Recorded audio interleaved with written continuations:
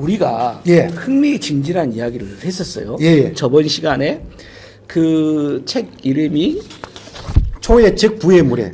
부의 미래. 초예측 부의 미래. 예. 이거 해가지고 지금 자본주의가 나쁜 게 아니다. 우리가 지금 자본주의처럼 완벽한 제도를 문제는 인간의 욕망이 자본주의를 뛰어넘고 그렇죠. 흔든다. 이런 어떤 유발 하랄이라든가 그다음에 스콧 갤러웨이의 예. 그 어떤 세계적으로 앞서가는 이 예. 통찰력에 대해서 예. 지금 우리가 살짝 뭔가 이제 이렇게 거인의 어깨에 예. 기대해가지고 세상을 보는 듯한 예. 느낌이었습니다. 자, 이어서 하시죠. 예. 이어서 지금 한 세 분 정도. 네, 세 분 정도 나오는데 남았는데 그 중에 살펴보면 찰스 호스킨스라는 분인데 이분은 어떤 이게 분이세요? 이제 요즘 뭐 비트코인이 벌써 뭐 최고가를 경신한다는 얘기가 있는데 비트코인. 비트코인 다음에 두 번째 그 암호화폐 유명한 가상자산 있죠. 이더리움. 이더리움을 만든 천재 수학자 이 사람. 26살에 이더리움 만들었어요. 그래요. 굉장히 부럽습니다. 돈은 많이 벌었겠네요. 이더리움이 하나에 벌써 300만 원을 지금 넘어가니까. 그래요? 그런데 이제 우리가는 이제 암호화폐 뭐 다른 말로 뭐 가상재산, 네. 뭐 블록체인 기술 네, 그렇죠. 굉장히 어렵기도 하고 쉽게 얘기도 하는데 이 사람이 이제 이걸 만든 이유가 뭐냐면은 모든 인간이 동등한 조건 아래에서 경제 활동을 하도록 하자는 것이 이 사람의 이제 목표였어요. 그게 뭐가 있냐면 다 보십시오. 일단 화폐라는 것은 어떤 기준이 있지 않습니까? 있죠. 국가에서 뭘 해야 되고 그리고 화폐는 기본적으로 교환 수단이거든요. 맞죠. 내가 이거를 10,000원 한다라고 서로 약속을 해야 돼요. 예. 그래야지 내가 10,000원이라는 이 종이종아리를 주고 정부가 이 제품을 사는 거죠. 정부가 이걸 신뢰를 그렇죠. 해주고 예. 서로 간에 약속을 하고 보증을 그다음에 해주는 거죠. 각 나라별 화폐가 다 틀리잖아요. 예, 예. 이걸 또 환율이라는 게 있고 그렇죠. 또 달러라든가 이런 기축통화가 있어서 예. 기준을 가지고 예. 서로 또 각 나라별 환율로 인해서 또 하기도 맞습니다. 하고. 사실 그거 없으면 종이 쪼가리죠. 예. 근데 이 사람이 뭔 얘기를 하냐면은 선진국에 사는 대다수 국민들은 이 화폐 혜택을 다 보는데 아주 가난하거나 또는 못 사는 나라에 있는 사람들은 되게 화폐 경제에 들어가서 활동할 수가 없다. 되게 아프리카예요. 그렇죠. 예를 들어서 아프리카라든가 어디 뭐 산속에 들어가 있는 사람은 돈을 어떻게 뭐 은행에 가서 어떻게 뽑아올 것이며 또는 인터넷도 안 되는데 우리처럼 편하게 어떻게 하겠느냐. 모든 인간이 이 핸드폰 안에서 암호화폐를 통해서 동등한 조건으로 경제활동을 할 수 있도록 만들자. 이게 그래서 만들어낸 것이 이 사람이거든요. 그리고 화폐가 정부가 독점적으로 발행을 한다. 경제학적으로 얘기를 해보면 사실은 여러 책에는 안 나옵니다만은 지금 미국의 가장 심각한 문제가 국채 문제거든요. 네. 이게 뭐 1,000조 달러를 돌파하니 많이 문제가 많은데 왜냐하면 국가에서 화폐를 독점적으로 발행을 해서 자기들이 양적 완화 또는 뭐 어떤 관리를 시장 경제로 관리를 통해 가지고 화폐 경제를 자기들 나름대로 어떤 움직이는 게 있거든요. 근데 그렇게 되면은 일반 서민들이나 국민들을 좀 소외받는 사람이 생긴다.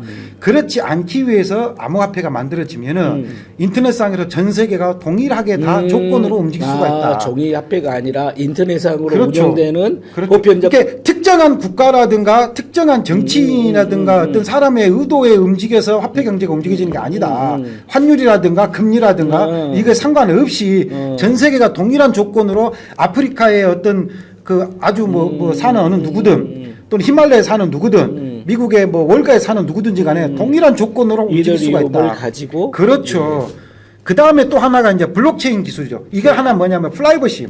블록체인 기술 쉽게 얘기하면 뭐냐면은 모든 정보를 요즘 같은 경우는 특정 회사라든가 국가가 정보를 독점하지 않습니까? 그러면 독점했을 때 문제점도 많이 생길 수가 있거든. 왜곡을 할 수도 있고 본인들만 활용할 수가 그렇죠. 있고. 블록체인 쉽게 얘기하면은 누구 한 명이 정보를 독점 못하게 해요. 그러니까 내가 갖고 있는 정보와의 조각과 나 국장님이 가지고 있는 정보의 조각이 합쳐졌을 때만 이게 사실관계가 확인이 된 거예요. 맞죠. 쉽게 얘기하면 이걸 딱 부러뜨려 가지고 나눠 갖고 나중에 인식표처럼 그렇죠. 딱 부딪혀 놓고 맞네. 그래서 한 사람이 자기 갖고 있는 정보만을 독점적으로 활용을 못 해요. 그게 이제 제일 처음에 했을 때 헷갈렸던 게 이제 세 개가 이렇게 블록으로 잡혀 있는 거잖아요. 그래서 이게 진짜인지 아닌지는 앞에하고 뒤에가 그렇죠. 맞춰가지고 맞아야 된다는 거죠. 수학적 뭔지는 모르겠지만. 그래서 어떤 정보의 독점, 프라이버시 보호 차원에서 필요하다. 이런 부분이 있고. 그 다음에 이제 네 번째가 장티로라는 분인데. 장티로는 또 어떤 분이십니까? 이분은 이제 좋은 사회를 만든 새로운 경제학이 뭘까. 그러니까 이 양반은 이제 시장 경제 또 자본주의의 어떤 문제점들 이걸 또 극복해 간 방법 이런 부분들을 얘기를 하는데 어떻게 보면 시장 경제는 경쟁력을 좋게 얘기하면 아무나 누구나 시장에서 충분한 경쟁을 통해서 우위에 든 사람은 살아남고 우위에 서지 못한 사람은 뭐 어떻게 보면은 이제 없어지는 이런 관계인데 지나친 게 경쟁을 어떤 최우선으로 하는 질서다. 자본주의는 이거를 통치하고 좀 관련이 있다. 이렇게 얘기를 해요. 그래서 정부는 시장 경제를 문제점이 있다 해서 없애는 게 아니라 뭐라 하냐면 시장 경제의 실패를 수정하는 역할을 해줘야 된다. 예, 그래서 독점이라든가 또 비대칭이라든가 불평등 또는 사생활 보호 이런 것들의 문제점들을 시정해주는 역할을 정부가 좀 해야 된다. 그 정부 역할을 좀 강조하는 편이죠. 그래서 이 사람이 특이한 걸 하나 얘기를 해요. 민주주의 사회가 원래 그러지 않습니까? 시장 경제 자본주의를 통제할 수 있는 유일한 수단이 사실은 민주주의거든요. 그렇죠. 왜 1인 1표. 예. 10조를 갖고 있는 사람도 한 표고 표죠. 예. 10원도 없는 사람도 한 표예요. 그렇죠. 그래서 모든 사람들이 동일하게 다수결로 인해서 민주주의가 자본주의의 양극화된 문제점을 일부 그렇죠. 해결해야 된다 생각하는데 이 사람이 제곱투표제를 얘기를 해요. 제곱 투표제는 또 뭡니까? 그러니까 1인 1표제를 하다 보면은 소수의 의견이 어떻게 보면은 사장되는 역할도 있거든요. 그러니까 제곱투표제가 뭐냐면은 내가 이 부분에 대해서 얼마나 찬성하고 얼마나 반대하는지를 구체적으로 묻는 방식이에요. 1, 2, 3, 4, 5, 7, 8, 9, 10 가끔 설문조사하면 그런 거 있지 않습니까? 매우 좋아. 그렇죠. 좋아요. 1, 2, 3, 4, 5. 예. 예. 뭐 나빠요. 예. 매우 예. 나빠요. 예. 뭐 이런 것처럼 그 한 사람이 한 표를 행사할 때도 강도가 얼마나 좋고 나쁜지를 이걸 다 모아놓고 보면은 어떤 한 표가 갖고 있는 문제점을 극복할 수 있지 않냐. 그래서 신박하게 어떤 제곱투표제라는 부분들을 얘기를 해요. 그래서 이런 부분도 한번 적극적으로 검토가 여기는 필요하다. 어찌됐든 자본주의 하에서 예. 민주주의가 어떤 역할을 하는지에 대해서 우리한테 알려주는 그렇죠. 그런 분이시네요. 지금 이제 시장 경제와 자본주의가 현재까지는 전 세계적으로 가장 좋은 제도인데 어떤 제도든지 간에 특정 한 어떤 그 섹션이라든가 특정 자본가라든가 몇몇 사람에게 권력이나 정부가 독점돼 버리면은 반드시 나중에 문제가 생기거든요. 그러니까 이런 부분들 좀 보완하자. 예. 뭐 그런 점이죠. 그러네요. 예. 그래서 하여튼 자본주의 지금은 우리가 이제 어찌됐든 자본주의하고 민주주의가 같이 가고 있기 때문에 그렇죠. 미국 같은 경우에는 이게 조금 우리나라는 그나마 민주주의가 그나마 되는데 예. 미국은 이제 티파티라 그래가지고 그거 아시죠? 예. 그 돈 많은 사람들이 예. 많이 모아주고 후원을 해주고 이것도 문제점이 있다. 그것이 지금 이제 미국 사회를 어떻게 보면 이제 트럼프가 집권 이후에 세계도 지금 굉장히 급변하고 있는데 지금 이 상황이 계속 된다고 하면 미국 시민이 다음 대통령 선거 때는 다른 입장을 취할 수도 있다. 그렇죠. 저는 이렇게 봅니다. 자, 이제 마지막 인물이네요. 예. 마지막은 이제 철학자인데 마르크스 가브리라는데 이 사람이 이제 탈진실의 시대에 가치의 위기를 어떻게 극복할 것인가. 가치의 제목을 위기. 이렇게 했는데 쉽게 얘기하면 뭐냐면은 이 사람이 얘기하는 것이 뭐냐면은 의견만 하고 주장만 살아있고 진실이 사라진 시대다. 아, 근데 제가 이걸 보면서 이게 2019년도 이 사람이 이걸 이 얘기를 했는데 요즘도- 지금 보면 딱 맞죠?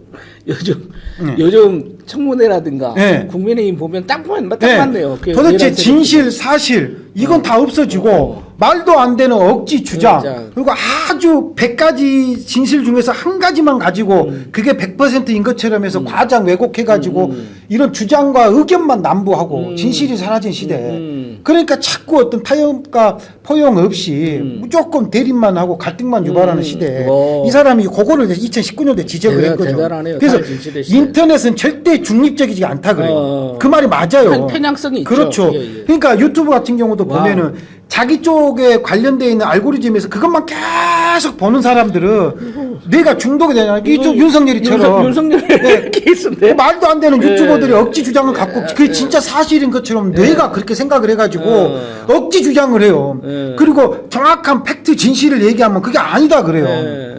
그래서 이분이 이거를 이제 지적을 했어요. 그래서 이분이 또 하나 재미있는 얘기 한 게 뭐가 있냐면은 이 사람은 이제 그 미국의 청교도 문화를 아주 비판적으로 얘기한 적이 있어요. 네. 과거에 우리가 어렸을 때 서부 영화 보면은 인디언들은 아주 잔혹하고 나쁘다고 생각을 하잖아요. 헐리우드가 원주민들이. 그렇게 이미지를 만들어놨죠. 그렇게 해서 막 기병대들을 막 공격하고 학살도 하고 막 이런데 이게 이제 청교도 기독교의 원리주의자들 보는데 그렇죠. 그래서 기독교 원리주의자 근본주의자 이슬람도 문제지만 이 사람들은 아주 문제가 심각하다. 예. 그래서 자기들이 생각하는 것만 오로지 옳다라고 생각을 해버린다. 그래서 진화론을 부정하고 창조론을 신봉하는 기독교 원리주의자 트럼프도 이게 심각하다. 그러니까 자기만의 생각, 내가 나와 함께하는 사람들만이 옳다. 이거에 빠져가지고 진실을 외면하고 주장 의견만 갖고 그 사실을 호도해서 시민들을 우롱하고 자기 권력과 어떤 세력을 유지하는 문제점 이 부분은 이제 지적을 하는데 아주 이게 잘 봤다 저는 생각합니다. 아, 대단하네요. 이게 제가 이 책을 보지는 아직 않았지만 예, 예. 저도 한번 읽어보고 싶은 게 이 마르쿠스 가브리엘의 요 통찰력 한 챕터만으로도 예, 예. 이 책은 꼭 읽어볼 가치가 있을 것 같아요. 예. 이런 생각이 듭니다. 예, 예. 꼭 한번 예, 예. 여름철에 시원한 에어컨 아, 바람 예. 쐬면서 한번 예. 읽어보시길 아니, 뭐, 바랍니다. 휴가는 꼭 놀러만 가는 게 아니니까 그렇죠. 몸으로 놀러 가는 게 예. 아니니까 에어컨 밑에서 예. 시원한 주스 마시면서 예, 예. 이런 책 한번 읽어보시기 바라고 네. 다음에도 좋은 책 네, 좋은 책도 있으시면 소개되도록 하겠습니다. 알겠습니다. 예. 예.